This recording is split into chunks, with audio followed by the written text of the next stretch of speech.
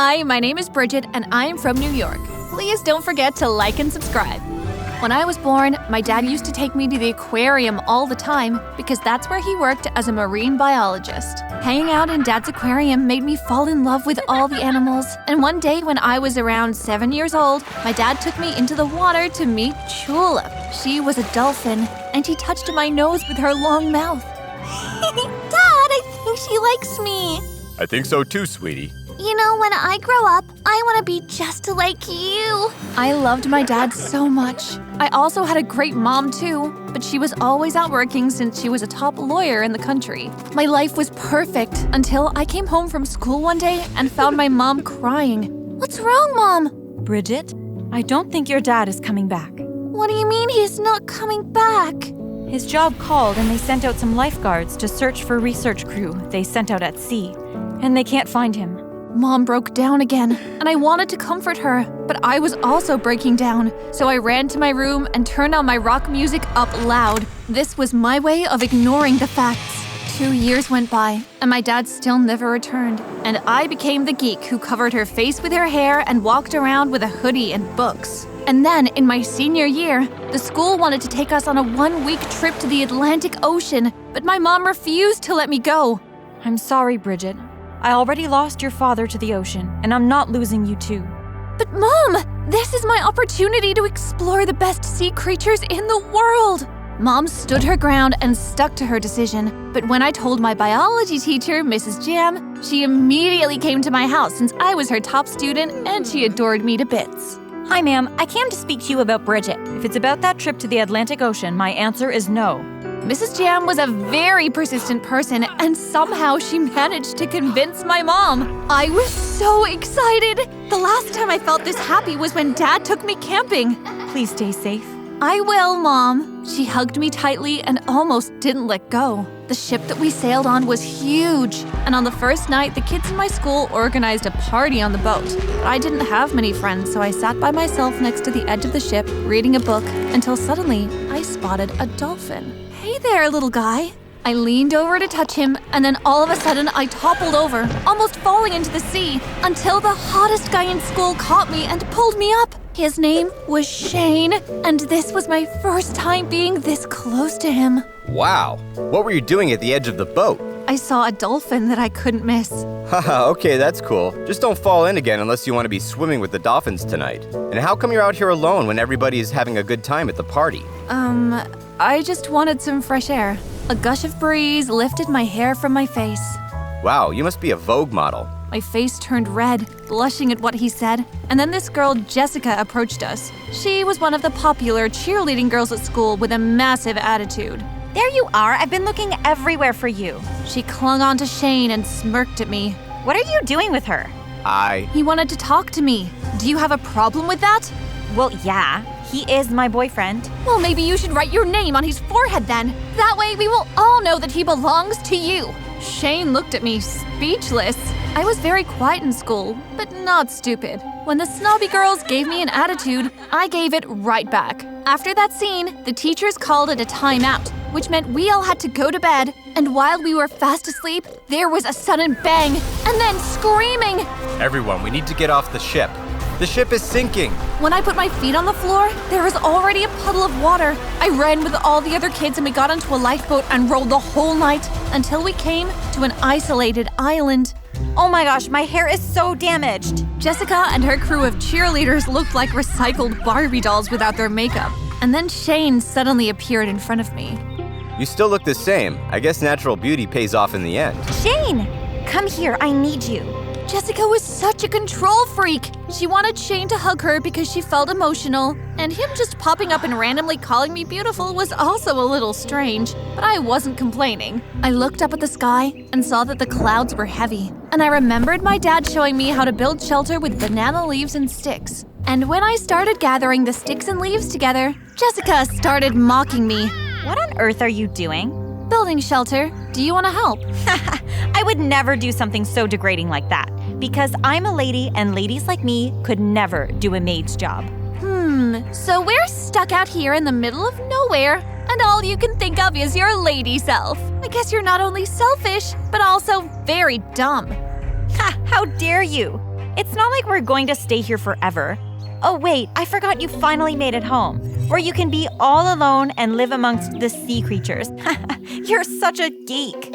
All her friends laughed. Then Mrs. Jam gave me a hand and Shane joined in. This is actually a bright idea because it looks like a storm is caving in. After we built the shelter, it didn't take long for it to start pouring down, and Jessica and her minions ran to the shelter. Wow, looks like my geeky little shelter is now useful. Jessica smirked at me. Then she stood next to Shane, pulled him closer to her, and kissed him madly. A part of me did feel jealous, which I didn't understand since she was her boyfriend after all. Later that night, as we fell asleep, I had this strange dream about my dad. And then suddenly, I woke up and heard someone shouting in the woods. I bravely got up to see what it was, and then I screamed when someone touched my shoulder. Ah! Oh my gosh, Shane, what are you doing here? I saw you get up. What are you doing out here? I heard someone shouting. Did you hear that? Yes, now be quiet. We walked further into the woods until we reached a cave. We didn't have any torches, so we didn't go in. But when we turned around to go back, we were surrounded by some strange people who carried spears and dressed in animal fur. Oh my gosh, please don't hurt us! They poked us lightly with their spear and then took us to their campsite where we had to bow down before their chief. The chief pointed at me and then he asked his people to smell my hands as if they were about to eat me up. And then they tied me to a pole and started a fire. My heart pounded with so much fear. No, please! I taste like Marmite! Please don't eat me! Ah! Just as they were about to set fire to the pole, a man appeared. Stop! His face was covered with a beard, but I noticed his eyes. They were just like mine. Dad? Bridget! He cut me loose and hugged me tightly. Dad! I thought you were dead! We hugged each other, crying and smiling and feeling so overwhelmed. The strange people of the forest adored him because he saved them from pirates once, and ever since, they took care of him. How come you never came back? I tried, but there's no way out of here. We're stuck here.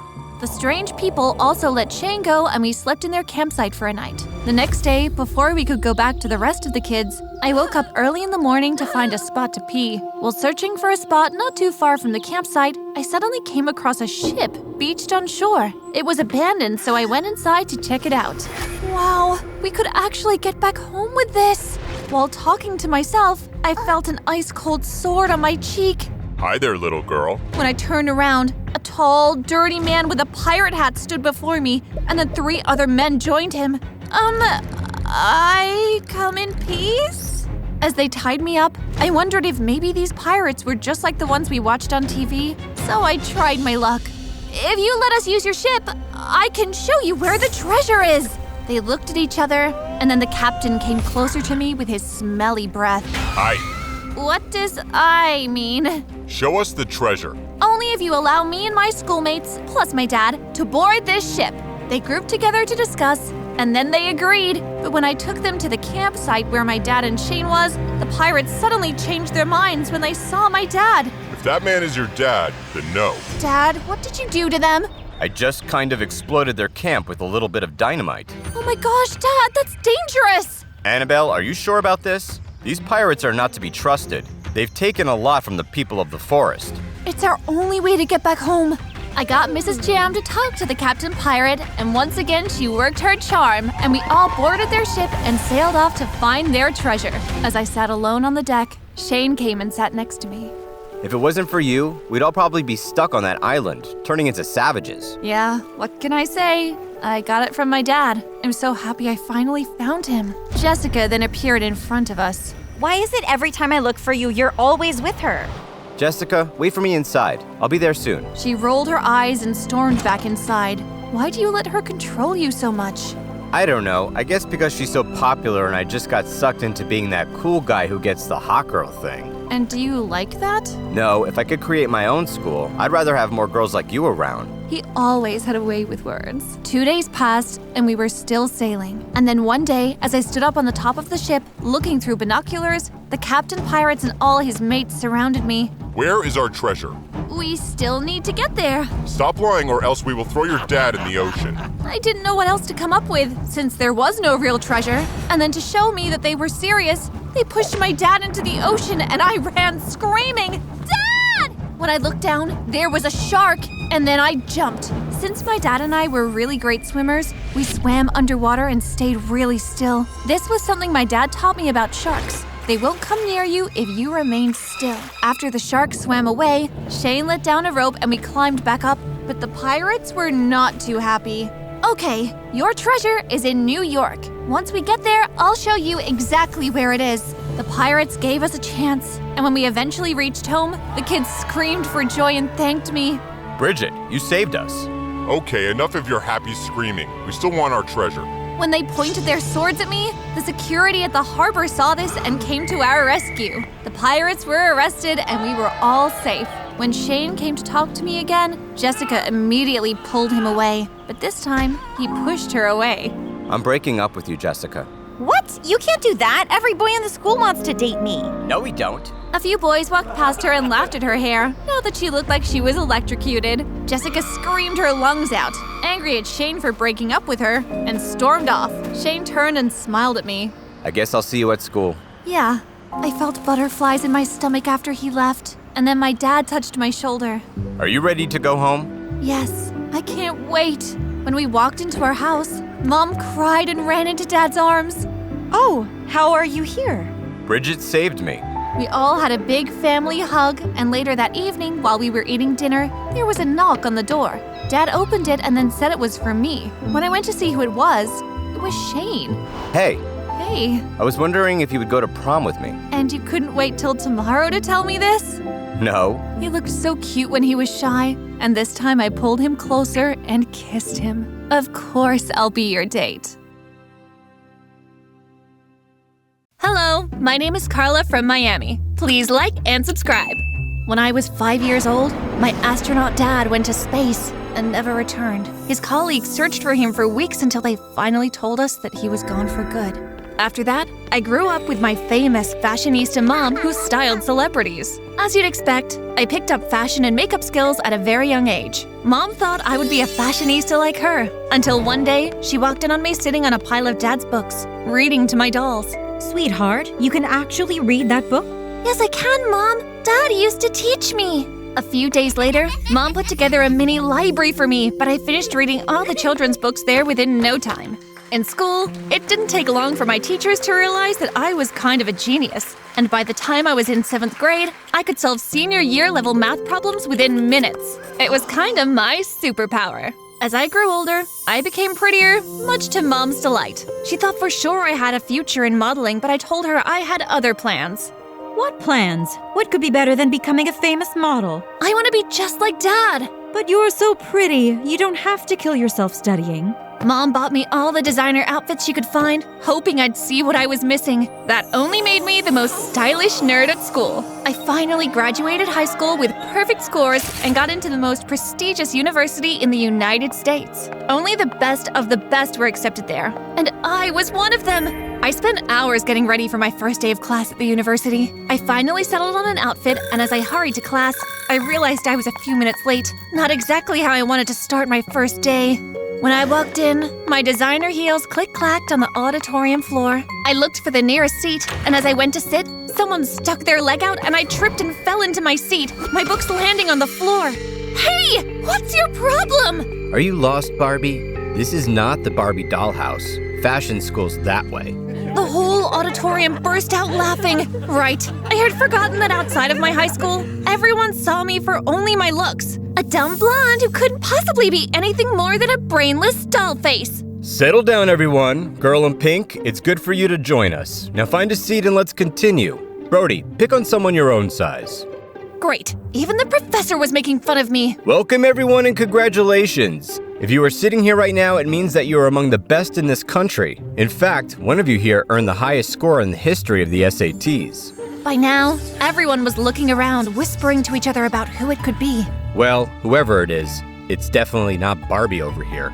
Seriously, what was his problem? I was about to say something when the girl seated next to him turned to me and handed me some of my books. Don't mind this jerk. He thinks he's the only one who deserves to be here. Thanks. Joan. Hi, I'm Carla. She smiled at me and then kicked Brody's seat, almost tipping him over. We both burst out laughing. By the end of the week, Joan had stopped so many attacks from Brody that I lost count. She was sort of my protector. One afternoon, she invited me to watch her as she tried out for the university swimming team. I was so excited, but as soon as I sat down, a shadow blocked my view. I looked up to see Brody in nothing but tiny swim shorts. He'd just gotten out of the pool and was dripping water all over my shoes. Ugh, you again? Move, you're blocking my view. You don't belong here. And who are you to judge that? You don't know anything about me. Let me guess, your parents' money got you here, right? It was almost Joan's turn to swim, so I stood up and walked past Brody trying to get a better view of the pool. And guess what he did? He tripped me. Again! I went down screaming, and when I tried to get up, I slipped and fell into the pool, face first. I splattered around the pool, trying to find anything I could hold on to. Help! I can't swim! A few seconds later, someone grabbed me and pulled me out of the pool. As soon as I saw who it was, I went ballistic. Stay away from me! Don't you dare come near me ever again! I am so sorry, Carla. I didn't know. Just then, Joan ran towards us. She took one look at my drenched clothes and turned to Brody. You jerk! Without warning, she slapped Brody across his face. I shot to my feet and grabbed her before she could slap him a second time. Brody stormed away, while Joan helped me dry off before she got called to the lineup. She won her round of the tryouts, and when she got out of the water, I hugged her. I can't believe how good you are! You can easily get into the Olympics! Thanks. Now let's get out of here. Any plans for this evening? How about we go to my room and order pizza to celebrate your win? My treat. Sounds perfect. A few hours later, Joan and I were sitting on my dorm room bed, a large pizza between us, when someone knocked on my door. I answered it only to find Brody standing there. What are you doing here? How did you even find my room? Carla, I'm really sorry. Oh, so it's not Barbie now? I'm sorry for calling you that, but I'm here because of what happened earlier. When you said you couldn't swim, I felt so guilty. Leave. Before he could say anything else, Joan slammed the door in his face, then turned to me. Oh my god, you can't swim? You must have been terrified. Joan sounded so worried, and I enjoyed the attention, but I had to tell her the truth. I have to tell you something. Sure, what is it? I can swim. What? But Brody just said... I know. I just said that to mess with him after he tripped me and I fell into the pool. I expected her to be mad at me, but instead she burst out laughing. I underestimated you. You're evil. Served him right, though. He was a jerk for tripping you again.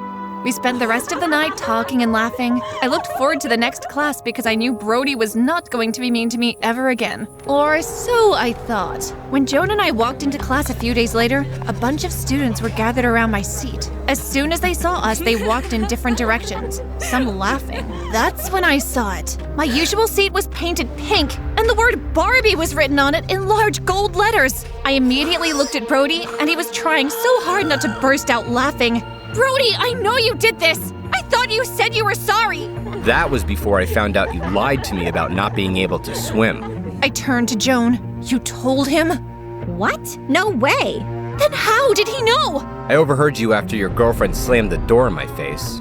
Of course he had eavesdropped. I wanted to tell him that Joan wasn't my girlfriend. I wished she could be, but I hadn't gathered the courage to ask her yet. Keep your big ears out of your business. Joan was standing toe-to-toe with Brody, and I was so sure she was going to tackle him when the professor walked in. He went straight to the whiteboard and wrote a math equation. This is one of the most complex math equations. I'd like volunteers to solve it. First one to solve it gets free dinner at a restaurant of their choice. Brody raised his hand immediately. I'll do it, and I'd like Barbie to do it too. What? I didn't raise my hand. Are you scared that I'll beat you?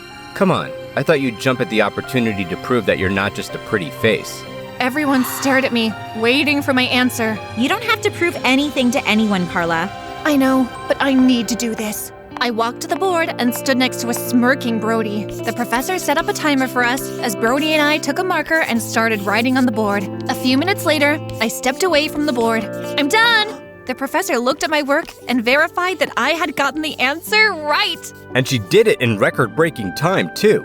Every Everybody gasped and clapped. Brody was so flustered that I'd finished before him and got it right that he dropped his marker. The professor looked at Brody's work, and not only had he not finished solving his equation, the formulas he was using were all wrong as well. He went back to his seat, head bowed and face red. When I got to my seat, Joan launched herself at me, hugging me and squealing. That was amazing! Before I could say anything, she kissed me and hoots and cheers erupted all around us. I closed my eyes and kissed her back. I couldn't believe this was happening. I had just been kissed for the first time, and by a girl. Best feeling ever. A few seconds later, the professor cleared his throat and brought us back to Earth. All right, well, that's enough excitement for the day. Take your seats, please. I leaned into Joan and whispered, "To be continued?" You bet. I barely heard anything the professor said after that. I was over the moon and had a stupid grin on my face while Brody scowled. The next few days were pure bliss, as Joan and I spent every moment together. I took her to her favorite restaurant for the professor's reward dinner, and we had a great time. Joan was very athletic and was on almost every university sports team. One afternoon, I went to watch her play basketball. I walked into the court to find her and her teammates standing by the sidelines. "Why aren't you guys playing yet?" Brody and his buddies won't leave. We've been waiting for over 30 minutes. I think we should just… Carla, watch out!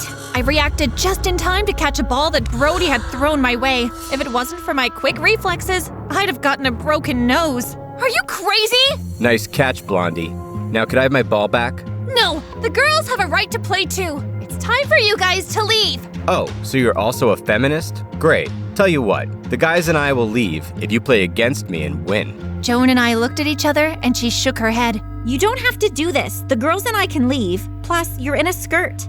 No way I'm letting him win. Get ready to lose, sweetheart. I'm not your sweetheart. The game got heated as Brody and I shot hoop after hoop, none of us losing to the other. Brody and his buddies were beginning to get frustrated, and I knew it was time to make my special move. When I had the ball, I dribbled and charged towards the hoop, and then jumped as high as I could, leaping towards the hoop. Everyone held their breath as I made the most perfect slam dunk. Joan and her teammates went wild, and before I knew it, she was in the court hugging me and lifting me up. After that, Brody made no scores and he left the court hurriedly, his buddies close behind. Oh my god, did you see the pathetic look on his face? Enjoy the court, girls.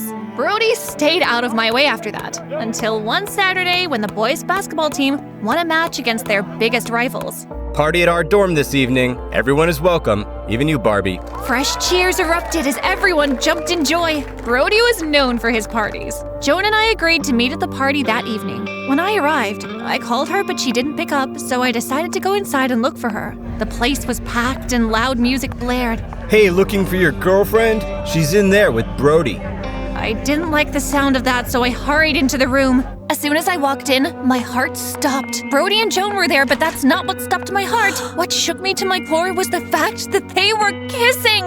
What the heck is going on here? Brody turned to me, an evil smile on his face, while Joan suddenly pushed him and darted to my side. What did it look like? Your girlfriend just kissed me. That's a lie. I came in here to return your call, and he followed me, then tried to kiss me. Please believe me. I turned to Joan and hugged her. Of course I believe you. Then I looked at Brody in anger. Joan, let's get out of here. This place stinks anyway.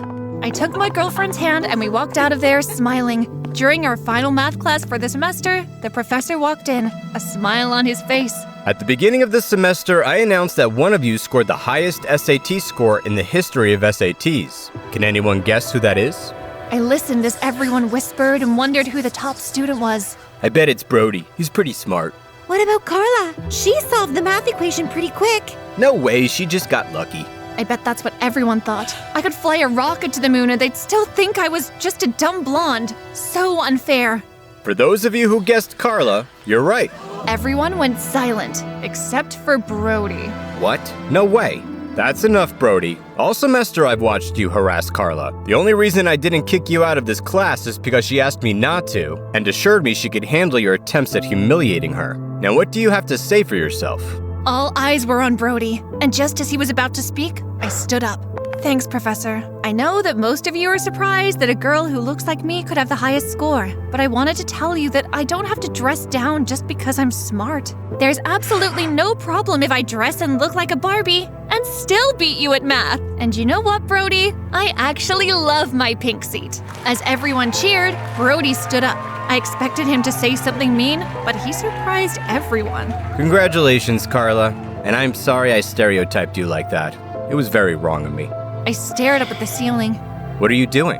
Waiting to see pigs fly. Haha, she's funny too. Seriously though, I'm really sorry. Truth is, I was mean because I like you. Huh? Well, I have a little crush on you. That's not an excuse to be a jerk, Brody. Plus, Carla is my girlfriend now, so walk away. And next time you try to kiss me, I'll punch you right in the face. Joan took my hand and Brody took a step back. His hands lifted in surrender. Whoa, no need for violence. Joan and I laughed. See you around, Brody. I look forward to beating you at math and basketball next semester. It's on. Hi, my name is Perry. Please like and subscribe. The day I was born, my parents shrieked. She's all white. I was so pale that I appeared white, with very light brown eyes and beach blonde hair. But she's so pretty. And yes, according to my dad, I was still a stunner. The doctors diagnosed me with albinism. It wasn't life-threatening, but it wasn't going to be easy either. When I was 7, I was playing in the park. Hey, can we play? Go away, Dracula. And with that, she ran away. It wasn't the first time something like this happened. My unusual appearance freaked other kids out all the time. I went to my dad in tears. Oh, honey, the kids are jealous because you're so pretty. Pretty? I'm a weirdo. More reason why you should always stay indoors, sweetie. Don't say that. A few minutes in the sun won't hurt. Mom just huffed and walked off. My dad always had my back, and I was super grateful for it. Just a few words from him, and I would be feeling like a princess. But my mom was a different matter.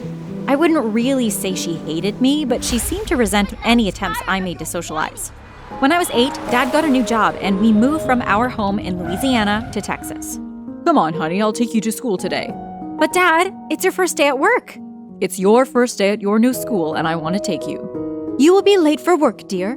We didn't come all the way here for you to be fired on your first day. She can take the bus. No, I want to take my sweet angel there myself. Oh, Daddy. See what I told you about my dad loving me to bits? Mom glared at me as we hugged, and I stuck my tongue out at her. He drove me to school with one of his sleek sports cars, instantly drawing every eye to me when I stepped out. I was very self-conscious. Soon, the teacher called on me to introduce myself. It was my first class in 3rd grade, and I was really nervous, so I fumbled for the words for a while. Perry, my name, Just then, a kid with a bean-shaped head threw a paper plane at me. Hey, Four Eyes, were you born in a cave? As if a bomb had been set off, all the kids started pointing at me and laughing, making fun of my unusual skin. She's like an ugly Snow White. The teacher tried to bring the class under control, but they were really out of it. Just as I was about to run away from the class and find somewhere to cry, a boy stood up. Hey, at least she's pretty, unlike you, beanhead. That shut the boy up and quieted the class down. I was glad to return to my seat and stole glances at the boy who had defended me in class. He didn't even look my way. When I returned home, I told my mom everything that had happened.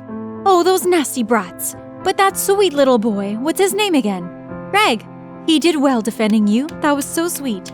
I was surprised at the unexpected comfort from her, but soaked it in happily. However, to my shock, when I came downstairs the next day ready for school, my parents told me I would have to quit school. What? Why? It's the best way to protect you, my dear. You will be homeschooled for now. But I want to go outside. I want to go to a school where there are other kids. Yeah, other kids that are mean to you. They're not all bad. Perry, the answer is no. We are doing what is best for you and make you the most comfortable. This way, you won't have to worry about sunburns or being called nasty names. And just like that, my life was swept from beneath my feet. My parents employed teacher after teacher to teach me. And if they so much as looked at me the wrong way, Dad had them fired. This continued for 8 years. During that time, I developed the hobby of sitting under the pomegranate tree that marked the boundary of our lawn from our neighbors. I would read, and sometimes I would fantasize about the boy from 6 years ago, Greg. It was the only time of day I could do so without fear of being burned by the sun. One evening, I grabbed a book as usual and made my way to the tree.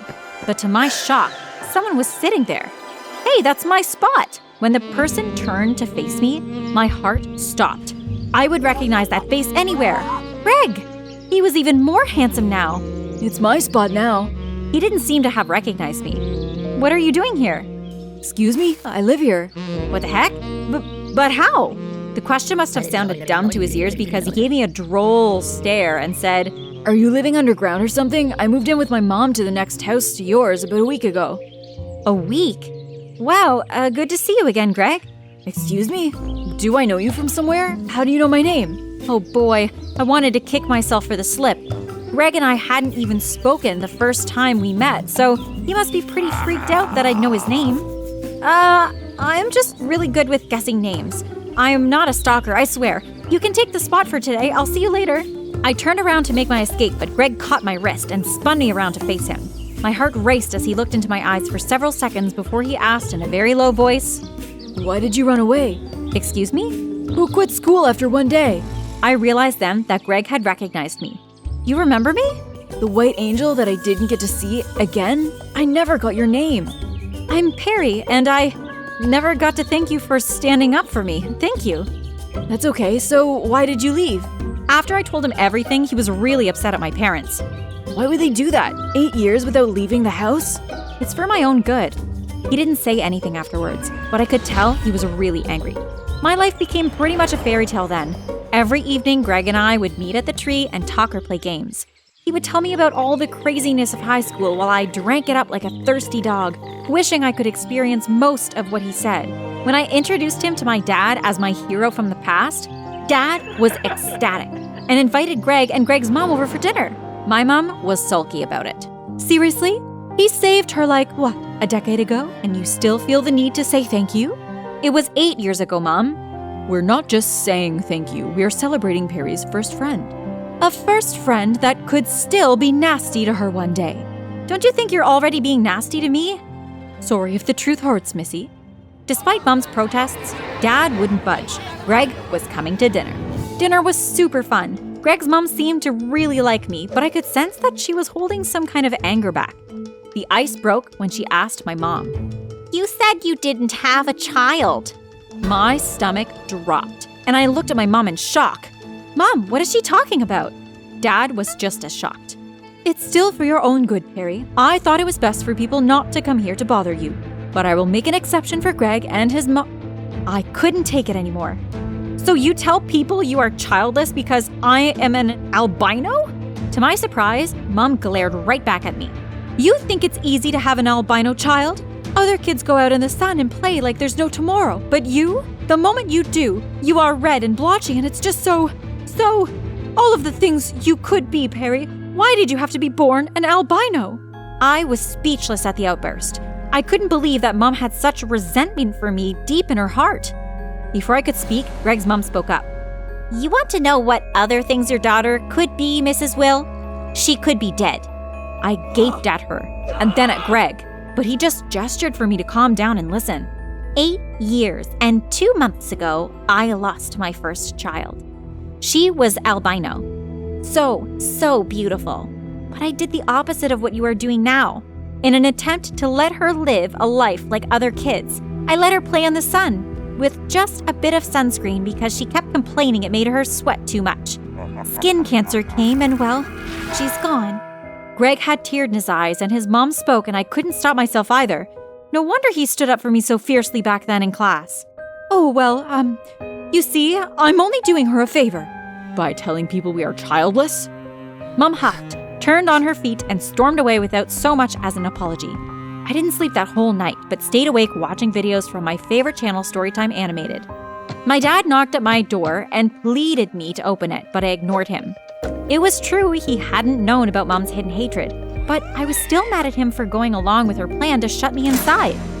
Then I got a message from an unknown number. When I opened it, I saw it was a message from Greg, asking me to look out my window. I did, and a grin bloomed on my face when I saw that he was there in the dark, holding up a bunch of flowers. Hey, can you come down here for a bit? From my bedroom window, I climbed down and met him on the lawn. We said nothing for a while, staring at the stars. I'm sorry about your sister, I didn't know. That's the past.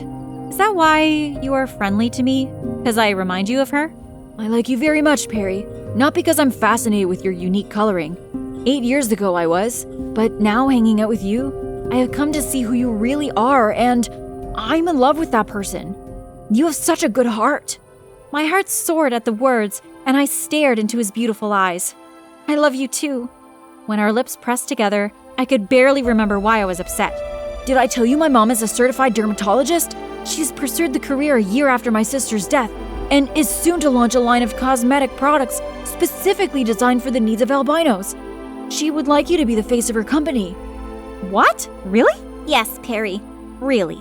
I turned in surprise to see Greg's mom coming towards us with a kind smile on her face.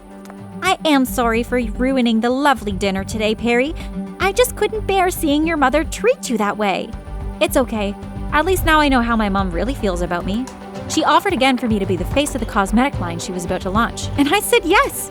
My rise to stardom was swift. The products Greg's mom produced was a special sunscreen that was light yet effective and still nourished the skin and made it glow. I didn't have to wear those oversized clothes and hats anymore. Soon I was on billboards and on the front page of magazines. I was dubbed the Snow Princess. Other companies sought me out for adverts, loving how I glowed and praising my unique beauty, but I turned them down, exclusively dedicated to working for Greg's mom. Plus, she paid 10 times more than any adult could even dream of getting. At home, things between myself and my parents were still a bit tense. What would you like to have for breakfast, Perry? Nothing that you make. Mom and Dad argued a lot now. She even threw things at him and swore not to apologize to me despite Dad's pleas to. I am not saying sorry. You can ask me 100 times. She is just being a brat. Dad and I were still trying to rekindle our relationship, but Mom wasn't helping things at all. He was really happy with my modeling career. Mom was not. Yeah, you're a model now, but it's just a matter of months before people get bored of you. I rolled my eyes. By now, I had made peace with the fact that Mom just didn't like me. Nothing I did impressed her, and I was so done. You know what? Maybe I should just leave this place so you can truly be childless. Can I come with you, Perry? I couldn't believe my ears. I turned to my dad and he looked dead serious. I think I might die if I continue living with this woman. And just like that, we got another apartment. Mom didn't even apologize. I heard from Greg that she moved out a week later to God knows where. Good riddance. With Mom's nuisance absent, Dad and I were happier than ever, or at least tried to be. We both missed her a bit, save for her craziness. She wasn't an entirely bad person, but we tried to shake it off by goofing around with each other. The first day I attended school with Greg, it felt like I was born anew. I wore regular clothes out in the sun and my color remained as it were. Several people complimented my looks and many others squealed when they recognized me as the Snow Princess. Oh my god, you look like Princess Elsa from the animation. So beautiful. And Greg and I were going on strong with our parents' approval. We planned to go to the same university. So you said you'd tell me what you will do with some of the wealth you've acquired so far. Yeah, I want to give 70% of my earnings to the National Organism for Albinism and hypopigmentation to help as many specially colored people as possible have access to proper skincare. Wow, see what I said? You're not just pretty, you have a good heart too. Perry, you're 1 in a million, literally and figuratively. You always make me blush. We were just about to kiss when I saw from the corner of my eye, Mom! Hey Perry, I've been looking all over for you. I really wronged you and your dad. I need your forgiveness. Seeing my mom that way, I couldn't stop the tears that filled my eyes. Truth was, I had missed her a lot. She may not have been the best mom, but we had shared some good memories. Is that all you need, Mom? No, I need us to be a family again. I miss you and your dad. Please give me another chance. Greg looked at me and gave me an encouraging nod, but I hardly needed his approval to rush into my mother's arms. Welcome back, Mom. Don't you look so cute? Wow, you look like a princess, Sophie. You just need a crown. I just loved playing dress up with Sophie. Even though she's a panda, she is my best friend. My name is Sue, and I'm from China. If you want to know more about my pandas, hidden treasure, and my life story, click the like button. And also don't forget to subscribe. Believe it or not, my whole family has dedicated their lives to protecting these pandas. We crash landed here ages ago. My parents loved me a lot, but sometimes I felt they were so secretive, especially about the locked treasure chest they have hidden away. Sue, it's time for your math class. We are learning divisions today. Come on, Sophie, time for school. Mom teaches me every day from home, and I love all my subjects since Mom makes it so much fun to learn. Should we count berries or cocoa beans for our math lesson today? Cocoa beans. Going to school with a panda meant I had to count fast. Sometimes the lessons were over before they started. The bell was our alarm system. Whenever there were hunters in the village, Dad rang the bell. Mom ran out, and I followed behind her. Shaw, take Sue inside. But I want to come too. You know how this goes, Sue. Your dad and I will be back as always. My parents protected all pandas in the forest, and I wanted to do the same. So this time, I decided to follow them. The forest did a great job of protection with natural defenses, but it wasn't enough. As I hid behind the bushes, I accidentally stepped on a stick. I tried to duck away from Mom's stick, but eventually she got me, and I squealed. Mom, it's me! Sue, I told you to stay in the house. But I wanted to see how you catch the hunters. Sue, you could have gotten hurt. You need to listen to us. This can get very dangerous, and our pandas need our help. Then teach me. What if you get sick or something? Who's going to help the pandas then? Sue, it's just too dangerous. Sophie's family? Are you saying I shouldn't take care of my family? You take care of me. What if you need me someday, but I'm not ready? I was not one to give up. So, eventually, my parents decided to give me a chance and started training me. Why can't I get this right? Patience, Sue. I kept failing at getting it right, but with my parents' support, I became a pro at setting up traps after a few months. Go. I memorized each movement in my mind, and I had practiced so much, my body knew what to do. After a couple of months, the hunters didn't stand a chance. I cut the rope, the net fell, and bang, I caught him. Wow, you even beat us. Well done, Sue. I felt so good about myself. Finally, my parents believed in me, and we were a team. After that day, my parents finally showed me what's in the chest, and I was amazed when they showed me a treasure map. Sue, now that you are old enough, I think it's time we told you how we ended up living here. Before you were born, your mom and I owned an antique shop. One day, we found this map, stuffed into an ancient vase. Some very bad people knew we had it, and they've been looking for it and us for years. Cool. When are we going on a treasure hunt? We've been waiting for you to grow up and be strong enough for the hike. We think you're ready. I sat gazing at this map, daydreaming about the moment we would finally find the treasure. I should have known that wherever there's treasure, there's also trouble. That night, I was startled awake by the warning bell. My parents were standing at the balcony, looking worried. And then I went to see what it was.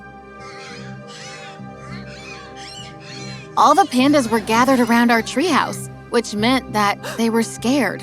We really need you to stay here this time. Understand? But you showed me how to get hunters. I want to help. This is something else. I've never seen them act this way. You must stay inside. Keep Sophie safe. Mom paused for a moment and looked at me with tears in her eyes and blew me a kiss before she left. I love you, Sue. The next day, Sophie and I waited and waited for my parents, but they never came back. Yeah, me too. Days went by, and it was just me and Sophie. I was angry and worried at the same time. Why didn't they come back? All the food we had was gone. Sophie started sniffing for food and suddenly ran out of the house. Sophie, what is it, girl? Do you smell something? Mom? Dad? This is Mom's jacket. Where are you guys? Sophie and I suddenly heard voices. Come on, Sophie, we have to hide. There were more hunters. I was wondering how I could trap them and if they had seen my parents, when suddenly I spotted this gorgeous boy with features like Hercules. The boy kept taking pictures of trees and bushes, and then he got closer to where Sophie and I were hiding, so I pricked him on his leg with a thorn. Ow! Benjamin, what is it? Yeah, it was just a thorn. I'm gonna take some more pictures at the riverside. I'll meet you at the camp. I saw the boy moving away from the group and decided to follow him. And just maybe, he might know where Mom and Dad were. I climbed up a tree and watched him flash his camera until he flashed at me, startled, slipped, and came tumbling down right on top of him. Ah! Up close, he looked so fine, but then I remembered my parents. What do you people want from my forest? Your forest? Ow, what's your problem? Go back to your own territory. Hey, relax. We're just here on a tour. Just as the boy took one step towards me, my panda crew appeared, and his face turned pale. Not so brave now, are we? Aren't you scared? Nope, but you and all your people should be, unless you want to be our supper. Good one. It wasn't until we chased him off that I remembered I should have asked him about my parents. Not so good after all. After all that drama, my throat felt dry. So I went to the waterfall to grab some water, only to find a girl picking the wrong type of berries. And just as she was about to place one in her mouth, I leaped like a leopard and tumbled onto her, saving her from being poisoned. Ah! Get off me! What is wrong with you, you stupid girl? Now my dress is all muddied up. A little thank you would be nice. Ladies, what's going on here? This cow jumped on me for nothing. Look at my dress. This cow just saved your life, you ungrateful monkey. Those berries were poisonous. Whatever, I'm telling Dad. I was surprised by her behavior. The bratty girl just walked off without even apologizing. But the handsome boy stayed behind. Look, we come in peace, and we won't do anything to harm your forest, I promise. Wait, she won't hurt you, as long as you do come in peace. I tried to squeeze my stomach to make it stop grumbling, but I was super hungry, since all the food in the house had run out. You can join us for supper if you like. There's plenty to eat. Please? Since the boy was literally begging me to eat their food, I decided to go with him. Plus, Sophie wouldn't take no for an answer. So what's your name and what are you doing out here all by yourself? Oh, I'm never really alone. My parents taught me never to give my real name away, so I quickly thought of this famous singer Dad always bragged about, Michael Jackson. My name is Michael Jackson. Okay, Michael Jackson. I wanted to ask him right away about my parents, but something just didn't feel right. Timing was way too coincidental with them showing up, so I thought I'd check out the camp first, before asking. While I dined with Benjamin's people, I felt a little awkward as I kept looking for signs of my parents. Then, his father started questioning me. You seem a little nervous, Michael Jackson. So, where are you from? From the South? Are you sure? And your parents? They work around here? Yes, all around here, mostly. I tried to keep my answers very short, and then I saw Dad's ring on the man's finger. My head started spinning, so I quickly excused myself. Sorry. Excuse me while I go to the loo. When I was away from the table, I started panicking, but I had to be brave for my parents. And then I saw some movement inside of one of the tents. I bravely approached the tent and looked inside, and was shocked to see my parents all tied up. Mom? Dad? Sue! Oh, thank goodness. I quickly started untying them, but the ropes were so tight. Hurry up, Sue, before they come. But I was too late. Benjamin entered. What are you doing in here? Stay away from me! You and your people took my parents. No! I swear I had nothing to do with this. I am as surprised as… Steve appeared behind Benjamin, and then his bodyguards gagged and tied him up. This is turning out to be a nice little anti-family reunion. What do you want from us? Just the treasure map. Bring it to me, and I'll let your parents go. Guards, escort Sue out, and get rid of Benjamin. But he's your son. My brother's son. So I don't need him anymore, since his trust fund is all drained out. Now let's see about getting that treasure map, shall we? I gave the map to the greedy old man, thinking he would give me my mom and dad back. I had a lot to learn about bad people. Here's your map. Give me back my parents. In good time. Now you will take us to the treasure. But you said after I give you the map, you would let my parents go. I don't like repeating myself. Take us to the treasure. We had been walking for many hours following the map. Then we heard Mimi screaming her lungs out, running towards us. Ah! Right behind was the king panda of the forest. He was a huge, angry, and snarling panda thundering up the trail. I instantly knew what we had to do. Run! Eventually, we lost King Panda, and we reached a place where there were 3 mountains in a high valley. We had to consult the map again. I think this is where the treasure is, in the middle cave. Daddy, you were going on a treasure hunt and you didn't think of taking me? Hey, where's Benjamin? Don't worry about it. We're rich now. And with all that treasure, I'm going to buy you the biggest mansion ever. Mimi very quickly forgot about Benjamin and skipped ahead, thinking about the big mansion her father was going to buy her after stealing our treasure. You want me to go first? Make sure there's no... Out of my way.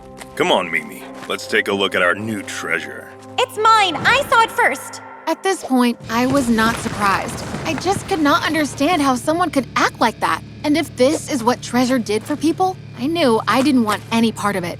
Look what I found. Look what I found.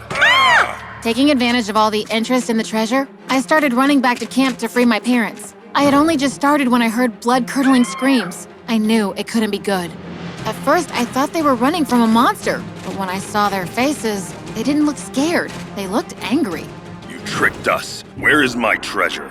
Wow, this looks interesting. How to start your own organic farm. You stupid girl. Where is my treasure? Or I swear I'll... Haven't you ever heard that one man's trash is another man's treasure? Steve was so angry, and he was making it my fault. I felt so overwhelmed until I saw Benjamin walk to us with a group of men dressed in blue. Next time when you throw your son in the ditch, maybe take his cell phone away when you do it. Officers, arrest this trash. The bad man and his bratty daughter were taken away, and then Benjamin hugged me, and I felt safe again. I'm so sorry about all this. My parents, are they okay? Yes, they are waiting for you back at camp. As my parents and I were going through the treasure box with all the treasure, Mom found a letter inside one of the books. Hey, look at this. We read the letter together, which was dated a few decades ago. Dear kindred spirit, congratulations on finding the treasure trove. Knowledge is power. If you want to change the world, read these books. Then keep on reading. Read everything you can. Learn, grow. Your mind is your treasure. These books are one-of-a-kind personal insights from a lifetime of exploration. They will serve you well. The letter was signed by someone named Einstein, and we all wondered if it could be the Einstein. You heard the man. Pick one and start reading. While reading, Benjamin popped by and addressed my parents. I'd like to know if I can take Sue Michael Jackson on a date in the city. I have a helicopter waiting outside. Sue Michael Jackson. A helicopter? After the police took the bad people away, Benjamin went back to the city. He found out that his father left a will for him, a will his uncle didn't know about. So he became a millionaire overnight. Just bring her back, safely. Wait, let me fix her hair first. Perfect. I held on to Benjamin's arm and went out on my first date in a helicopter. I was super excited. So where are we going? We are going out for pizza. Perfect. I love pizza. What is pizza? As Benjamin and I made our way, my parents stood waving along with our panda family. And as I stood there watching my family, I realized I already had the best treasure in the world, family. And nothing could ever take that away. Hey guys, I'm Annika Sabine. I grew up in the Arctic. Please make sure you subscribe and give this video a thumbs up. It really helps us out. My last memory of human life was from when I was 10 years old. I remembered my mother carrying me out into this icy landscape. The wind was blasting us with thousands of icy crystals, and I held onto my mother tight. But she let go of me and dropped me on the freezing floor. Mama! My mom turned and ignored me. She disappeared, and that was the only memory I had of her. I didn't even know what her face looked like. The trauma of being abandoned in the Arctic had wasted away what memory I had left. So now all I knew was that my name was Annika Sabine. After she abandoned me, I was devastated. But I decided I wasn't going down without a fight. I was determined to survive.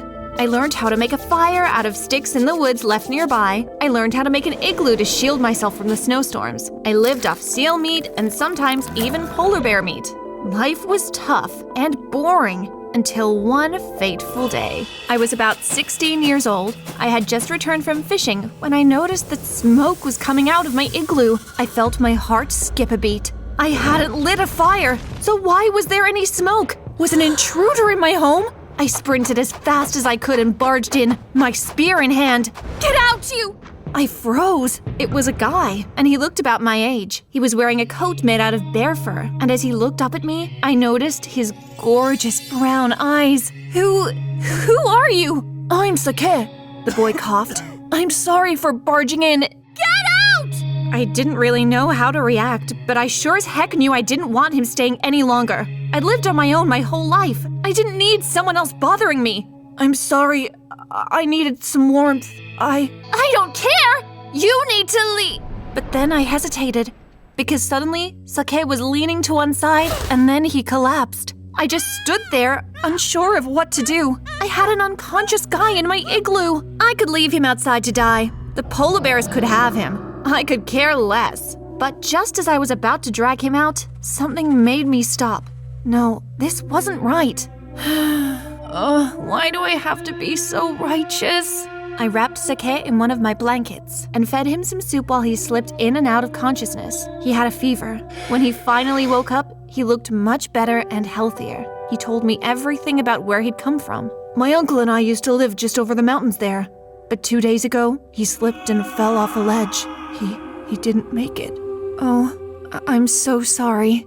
My uncle told me I had family in England, and we used to have a radio, but that broke down. I was stranded here, and I was never really the best at survival, so I started walking to look for help. Then, I found you.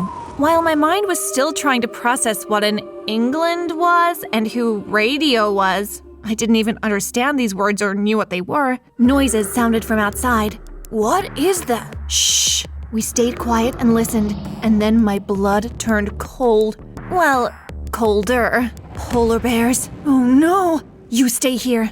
No, I can help. I didn't wait to hear him out and left the igloo. I was right about the noises. We were surrounded by polar bears. They roared at me fiercely. I started swinging to try and fight them off, but no matter how hard I tried, they were too much for me. I soon became overwhelmed, and one of them lunged for my throat. I closed my eyes, accepting defeat. Then suddenly, out of nowhere, I heard a squeal and all the polar bears scattered. I turned to see Sake standing in front of me, protecting me from the polar bears. Sake? Sake turned and smiled down at me. I realized just how cute he was. Are you okay? Sake helped me up and we stared at each other for a while. I had the sudden urge to hug him or even kiss him. But before anything more could happen, a plane appeared suddenly, flying really low toward us. Sake and I stared in shock. I'd never seen a plane before. I was speechless. Is it a rescue team? Maybe it... But the next words were snatched by the wind of the plane's blades as they came plummeting toward us. We screamed and dove out of the way, just in time. If we dodged a second too late, we would have been minced meat. The plane seemed to lose control and suddenly it crashed into the icy ground. Oh my God! A giant cloud of smoke rose in the air as the plane sat there like broken glass. Sake and I took one look at each other, then we started sprinting towards the plane. We arrived and searched desperately for any survivors. Over here! I followed Sake's voice and found him pulling out a woman. It looked like she was in her 40s. For some reason, I felt like I recognized her. But I shook the thought away quickly and together we dragged her out of danger. We double-checked for more survivors, but it seemed she had been the only one on board. What do we do now? We have to bring her back home. Sake lifted the woman in his arms and we carried her back. For days, the woman remained unconscious, in a coma of some sort. Meanwhile, Sake and I cared for her. One day, I entered the igloo with some wood cut up in a bundle. As I stepped in, I tripped on one of our blankets and went tumbling. But Sake appeared like some kind of prince and caught me before I face planted. I held on to him and we stared at each other for a while. Our lips were inches apart. I felt myself move closer. Where am I? We turned to find the woman sitting up in bed, wide-eyed. She looked at us. Where am I? She repeated. I pushed away from Sake and knelt by the woman. You're in the Arctic. The Arctic? Yes. The woman looked at Sake suddenly. Who are you? I'm Sake. The woman looked at me. You're Annika? I was taken aback. How did you know my name? The woman blinked, then suddenly looked away. I heard that guy say your name. Oh. I cleared my throat. Look, you're probably under a lot of shock. You crash-landed in a plane. Do you remember what happened? The woman hesitated. I was flying over towards Greenland. Greenland? It's a country close to here. I'm a journalist, you see. A journalist? Wow. Yeah. What's your name? Mandy Mandy Sandy. Mandy Sandy. Nice name. Mandy soon became a part of the little family we'd built here. Except Sake and I did most of the work. Mandy just sat around like some kind of princess. Mandy, can you help me light the fire? No, I'm so tired from helping out with the fishing. You didn't even do anything. You just sat there and complained. It was very tiring. Why, I oughta... Sake held me back. Don't. Just ignore her. But she's so annoying. I know, but if we want to survive out here, we have to work together. Fine. Sake could be so righteous sometimes. It was so annoyingly adorable. The next day, I had to say goodbye to Sake. He was taking a trip to the eastern end of the valley to look for more food since we were experiencing shortages after Mandy joined us. He would be gone for 2 days. I was dreading it. Just be safe, okay? Sake pulled his bag over his shoulder, smiling his beautiful smile. Of course. Try not to murder Mandy, okay? I'll try. I hesitated, then I hugged him tightly. Before we pulled away, I gave him a quick kiss on the cheek. He smiled and brushed my forehead with a finger. See you soon. I waved goodbye. Where's he going? Mandy must have just woken up. I groaned inwardly. Great. Now I was stuck with Her Majesty Mandy. He'll be back soon. How soon? What did she care? 2 days. I looked at Mandy strangely, then grabbed my own bag. I'm heading to your crash site. I'll be back in a few hours. Why are you going there? Was it just me, or did she sound a little panicked? Just looking for supplies. Jeez. What's with all the questions? I said goodbye and took off. For some reason, I felt like Mandy was hiding something from me. Half an hour later, I arrived at the crash site. Plane debris still scattered on the ground. It was so creepy. I started rummaging through anything that looked salvageable when I came upon what looked like a purse. This must be Mandy's. I opened it up, and sure enough, it had something that must have been money, credit cards, and an ID. I glanced at the ID, but what I saw made my blood run cold. Instead of the name Mandy Sandy, like she told us, the ID said her real name was Mandy Sabine. Sabine! That was my last name! Why did Mandy have the same last name as me? Was that a coincidence? No, it couldn't be. The fact that she lied proved that she was hiding it from me. But why? What? Then it hit me like a ton of bricks. Mandy. I knew I recognized her from somewhere. Mandy was my mom. You shouldn't have come here, Annika. I spun around. Mandy. My mom? She stood there grimly. You're... Go on. Say it. You're my mom. Mandy smiled, but it lacked all warmth. Yep. But I don't understand. Why are you here? Why did you abandon me? Mandy sighed. She turned to me. Because I hated you. I winced. I hated you and I didn't want you. You ruined my life. I could have been a model at Victoria's Secret fashion show. But no, you just had to come along and ruin my body. I worked as a journalist instead. A stupid, boring job. But one day, my work took me over to the Arctic. That's when I saw my chance. I dumped you here like the worthless thing that you are, and I left you. And I don't regret my decision one bit. You're a monster. It's nothing personal, just business. But why are you back here then, if you hate me so much? Why did you come back? Mandy rubbed her face. That's the only annoying part of my plan. You survived. You weren't supposed to do that, you know. Now you're all over the news. Some satellite or something spotted you here all on your own. I knew I had to come back and dispose of you before anyone found out what I did. Dispose of me? Oh my God, my mother really was a monster. How could I be related to her? Yep. Sorry, honey. Mandy lifted a spear from behind her back. The world will never know. Suddenly, anger coursed through my veins. How could life be so unfair? No, I won't let you win! I stamped my foot on the ground, but as I did, a crack appeared beneath me. Mandy froze too. She looked at the crack, which was quickly spreading and widening by the second. She backed away. I looked around and realized suddenly that we were on a frozen lake. How could I have missed that? Mandy backed away and stumbled, sending more cracks into the fragile ground. Mandy, wait! I screamed as suddenly the floor seemed to disappear and I plummeted into the icy water below. I screamed as the cold bit into my skin like razor-sharp blades. I managed to push up and grab onto the ledge of the ice, but I couldn't pull myself out of the water. Mandy! Help! Mandy just stood there and watched me as I flailed about, fighting for breath. Mandy! I'm your daughter! Mandy looked away. I'm sorry, Annika, but I can't let you ruin my life. My mother turned around, abandoning me yet again. I lost my grip on the ice and fell back into the water, fully submerged. black filled my vision. I was drowning. As I drifted closer to death, my mind went to Sake. His smile, his kind heart. I would miss him. Then, a hand grabbed hold of my collar and yanked me out of the freezing water. I gasped for air as Sake rescued me, pulling me back onto the surface. Annika! Sake took off his coat and bundled me up in the warm fur. My teeth chattered as I looked at him gratefully. Thank you, Sake. But my relief was short-lived. Suddenly, Mandy appeared, brandishing her spear, and she charged right at us. Mandy bulldozed towards us, but she slipped on the ice, and instead of killing me, she dropped the spear and fell headfirst through the hole in the ice. Mandy! We scrambled to rescue her, but by the time we got there, she was already gone. Sake grabbed a hold of me and held me tight. I closed my eyes. So long as Sake was here, I was all right. Hi, I'm Melody, and I live in LA. Please like and subscribe. When I was born, rumor has it that my dad took one look at me and said I was an alien. You see, I was born with scales like a fish covering my whole body. Oh my god, those scales! Please take her, I can't! The nurse was so frightened by my skin that she fainted while holding me.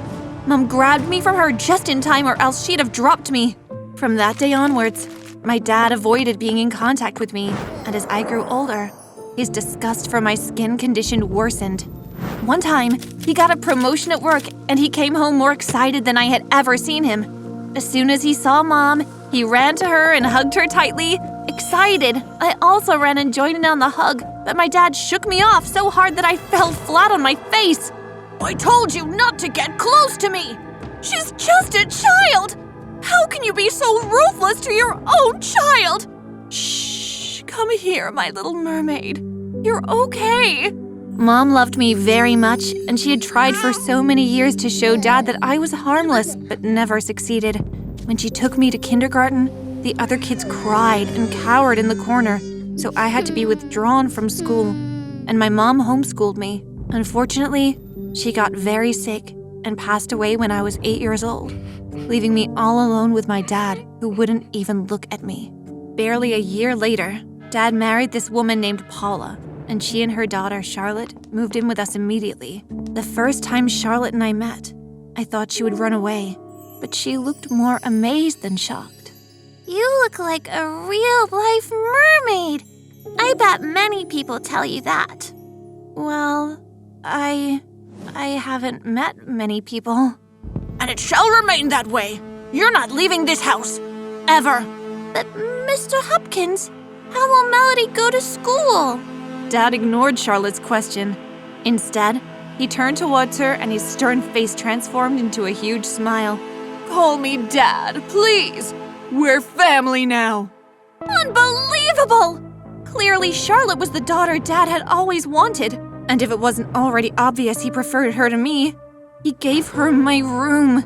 And where did I sleep? The basement. The only company I had was Charlotte, who sneaked into my room every night to hang out with me and bring me treats, books, and anything else I needed. You know, you could get into trouble with Dad if he finds you come here. I know that. And you're not worried that you'll catch something? We laughed as she combed my hair. I can't believe Dad said that. I'm so sorry. It's okay. Now can we listen to some music? Every night, Charlotte would put on some music and we'd dance and sing along. Sometimes, I imagined myself performing in front of an audience. You have a great voice, Melody. You will become a star one day. Huh! What a joke! I can't even show my face in public. So how could I become a star?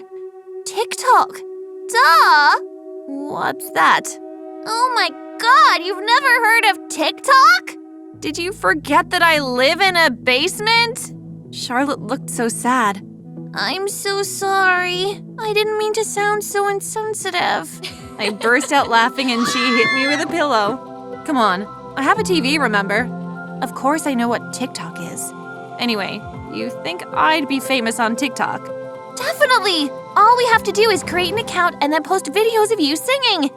But everyone will see me. Not if you don't want them to. You can just wear a mask and sing. Charlotte, that's brilliant! Let's do it!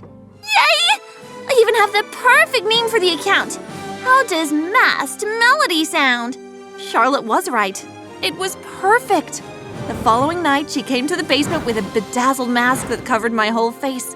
It was the happiest I'd ever been in a long, long time. For the next couple of weeks, I sang my heart out as Charlotte recorded and posted dozens of videos to the Masked Melody TikTok account. The account kept growing, and I was shocked at the number of song requests I got from my fans. That's right, I had over 1 million fans! One night, Charlotte and I were in the middle of our recording sessions when Dad burst in. Charlotte was so startled that she knocked over the phone stand and the phone fell. Dad picked it up, and we knew we were in trouble. Dad had not been in my room for years, and the look on his face told me that he wasn't here to hug and make up. Is this what you've been up to this whole time? Dad, I can explain. Melody has a really beautiful voice and… I don't want to hear it! Take the account down immediately! But… Do as I say, Charlotte, and stay out of the basement! To your room! Now! I'm so sorry, Mel. And just like that, I lost my only source of happiness. I was back to being lonely, and I missed Charlotte very much. And my fans too, to be honest. After a few nights, I couldn't take it anymore, and so I took matters into my own hands and sneaked into Charlotte's room. Bad idea.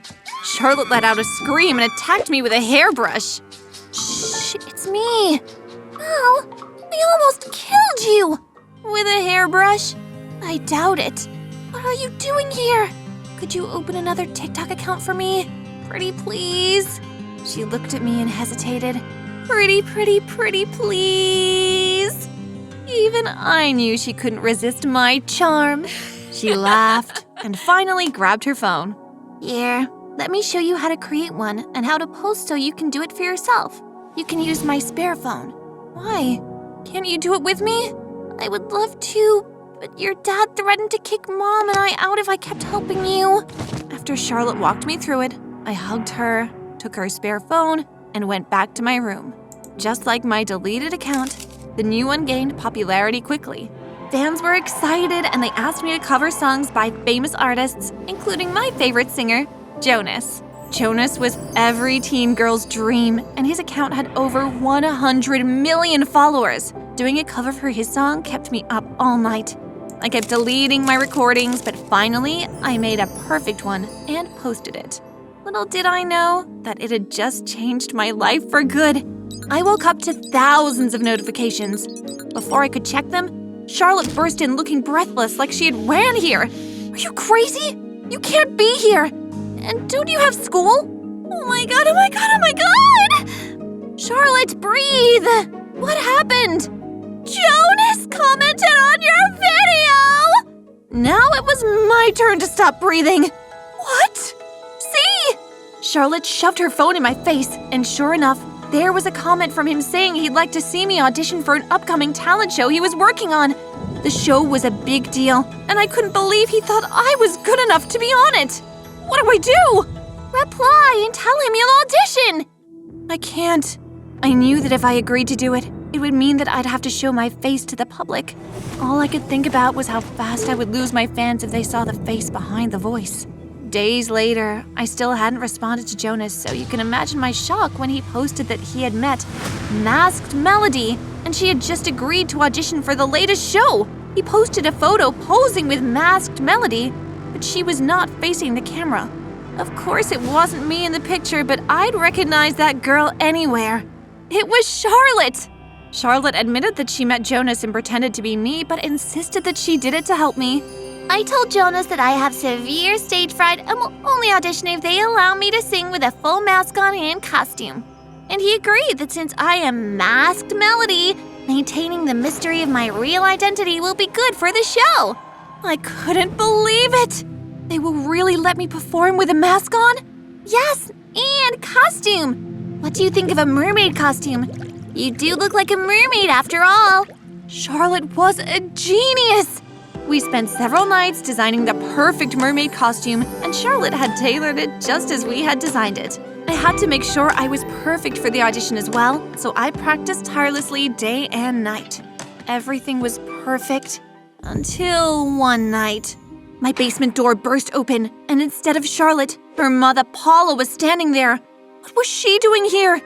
Melody, your father and I are getting separated. What? I thought they were happy. Apparently not. Paula explained that she could not be with him anymore and was leaving him for good. But who will I stay here with? You guys are the only ones who actually care about me. Charlotte told me everything you two are planning, and I'm so happy for you and want to help, but I can only do that if you leave with us tonight. Yes! I was so done with that basement. Also, the thought of living alone with my dad made me cringe. I immediately started packing, and Paula helped too.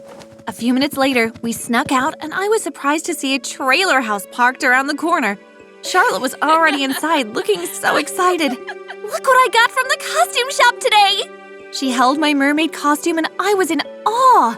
Oh my god, it's so beautiful. How did you even afford to pay for that? It's the least we can do for you. Thanks so much, both of you. Where are we going? I own some property outside of town. We'll park the trailer house there as we wait for the audition and decide what to do next. For the first time in my life, I was outside and free to enjoy the fresh air without worrying about who would see me or what they would say. Paula's property turned out to be an open field with lots of grass. I spent hours outside every night stargazing and enjoying the cold breeze. I worried constantly if my dad was worried about me or if he would even look for me. How would he react if he saw me outside? Or if he found out I was going to an audition? When audition day finally came, Paula hired a car and drove me to the auditions. My mermaid costume was a perfect fit. And when I finally walked on stage, the crowd went wild. I had never received that much attention in my life, and I was freaking out. Just then, I saw Charlotte in the crowd, and she gave me a thumbs up. As someone in the crowd shouted, "Nice costume!" I closed my eyes, took a deep breath, and sang like my life depended on it. And it did. By the time I was done, the crowd was on their feet clapping, cheering, and giving me a standing ovation. It was magical, and I couldn't believe I'd done it. Within an hour, my TikTok account had gained 100,000 more followers. As soon as I left the stage, I rushed to the car trying to get away from the crowd, like Cinderella running away from the prince before the clock struck midnight. By the side of the car, I was surprised to find Jonas waiting for me with a bouquet of flowers. That performance was perfect, Melody. And this costume made it even better. Before I could even say anything, he hugged me and I felt butterflies. Just then, I spotted Charlotte, but she saw Jonas and disappeared into the crowd. Phew! If Jonas saw her, he would realize he had met a fake Melody, and that would be the end of my career. The competition was going well, and I made it to the top of each round. One day, after an exceptional performance, Jonas waited outside for me and asked me out on a date in front of eager fans. Say yes! Say yes! Okay, sure. Fans went wild, and the story broke out in the tabloids minutes later. But I was a little sad. Of course, it was Charlotte who'd be going on the date. I wasn't jealous or anything. Okay, maybe a little. Jonas showed up at the trailer at exactly 7 p.m.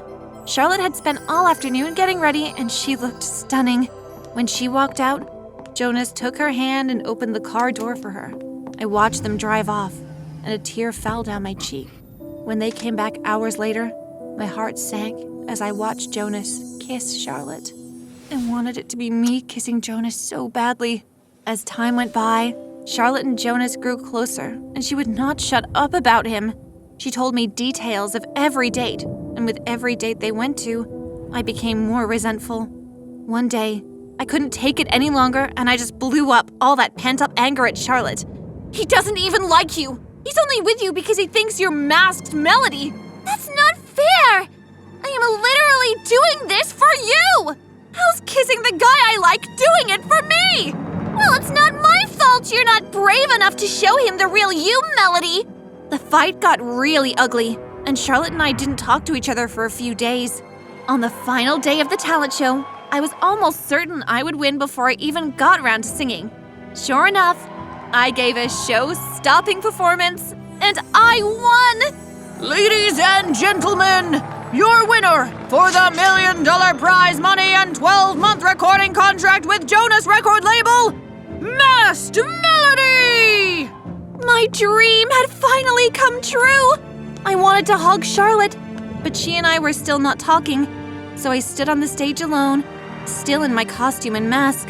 I was about to begin my acceptance speech when the crowd started chanting something that freaked me out. Mask off! Take it off! Take it off! Well, are you going to give your fans what they've wanted all season? I'm sorry. I couldn't do it. I bolted and disappeared into my dressing room backstage. Melody, wait! Charlotte ran in after me and hugged me. You don't need to do it if you're not ready, but someone has to go out there. Can I? I nodded hesitantly, and she waited for a few minutes, then stepped onto the stage as the crowd cheered at her. I switched on the TV in the room and watched Charlotte smile and wave to the crowd. How long was I going to hide? I needed to show my real self. I took off my mask and costume and put on a dress that showed a lot of my skin. When I walked onto the stage, the whole place went silent, apart from a few gasps and whispers. All I could hear was my heart beating. When Charlotte spotted me, she smiled and handed me the mic. Sing, Mel. Do what you do best. And I did just that. I closed my eyes and ignored some of the horrified looks in the crowd. By the time I was done, everyone looked confused, and no one clapped or made a sound for a while. Just then, someone in the audience broke the silence as he stood up and started clapping. I squinted my eyes to see who it was, but I couldn't believe my eyes. Dad? After him, everyone else followed suit, and I got the longest standing ovation of my life. How's that for a twist? Ladies and gentlemen, the actual Masked Melody! The cheers were deafening. I was swept off my feet literally by a pair of hands that turned out to be my dad. Melody, I'm so sorry. I didn't mean to hurt you. I only wanted to protect you. But you were terrible to me and hurt me badly. Please forgive me. I will be a better father from now on. I need time to think about it. He begged me to go back home with him, but I couldn't trust him anymore. I couldn't help but feel that he only apologized to me because I was famous now. I am happy with Paula and Charlotte. Even though he looked hurt, he respected my decision and left promising to keep in touch. So, you're Melody. I turned to see a confused Jonas eyeing me curiously. Yes, and you already know my stepsister, Charlotte. I'm sorry we lied. Oh, it's okay. You have no idea how famous we're about to get. He pointed to a bunch of reporters taking photos and fighting to interview us. Charlotte was loving every minute of it, and so was I. The end.